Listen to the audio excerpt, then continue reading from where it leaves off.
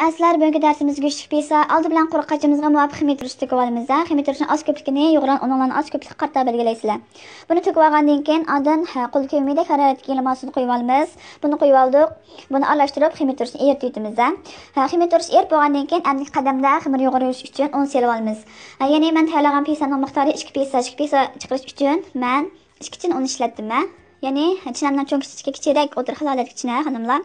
Aslar bir pesa chiqarmoqchi bo'lsanglar, kichikroq holatga bir chin un muvofiq chiqadi hujumi. Buni selib oldik. Buni ozroq tuz bilan ozroq shakar selib yutamiz. Texnik ta'min qilish uchun orqadan aralashtirib ximir yo'g'irib olamiz. Ximirni yumshoq chiqarma desanglar, boy cho'kida aralashtirib olib, ana qo'llarni yo'g'irsanlar yumshoq chiqadi. Buni endi yaxshi ishlab, chiq qondirib olamiz, pishirib olamiz.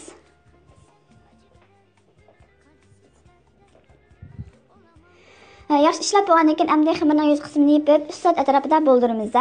Ximir bo'g'ich araliqda materiallarni to'g'rab olsanglar bo'ldi. Oldi bilan ko'kmushni qalam shaklida to'g'rab olamiz. Ondan go'shtni nipis salat yalpoqlab olsanglar bo'ldi. Ya'ni bozorda tayyor go'sht ishlasanglar bo'ldi. Paraslarli holatga orqadan qizni mushkul shaklda to'g'rab olamiz. Ondan pomidorni yalpoqlab, o'ttirdan 2 parchaga bo'lib olsanglar bo'ldi. Mana ximirim bo'ldi. Bo'lgan holati mana mushkul shaklda chiqdi. Ko'ringlarmi? Buni yaxshi bo'lganligini bilish uchun mana mushkul holat qilib baqsanglar, bu ishni yenib ketmasa, ximir yaxshi bo'lgan bo'ldi.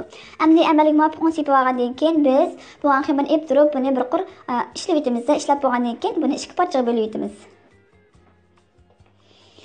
2 bo'lib oldik. Endi pesa shakl keltiramiz. Ximirni ham dugla shakl keltirib olgandan keyin pozlarimiz bilan bir xil cho'nliqda yeyib olamiz xonimlar.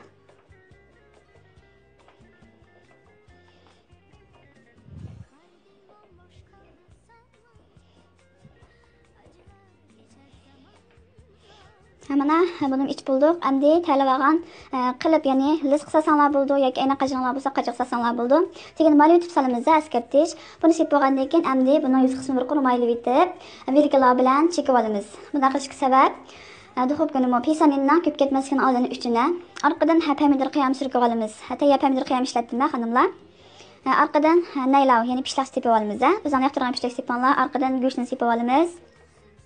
Qizlarni silib olamiz. Ondan yana azroq ko'kmushni sepib bo'lgandan keyin pishloq solamiz. Pishloq yoqtirsanglar ko'paysanglar bo'ldi, yoqtirmasanglar azroq qilinglar.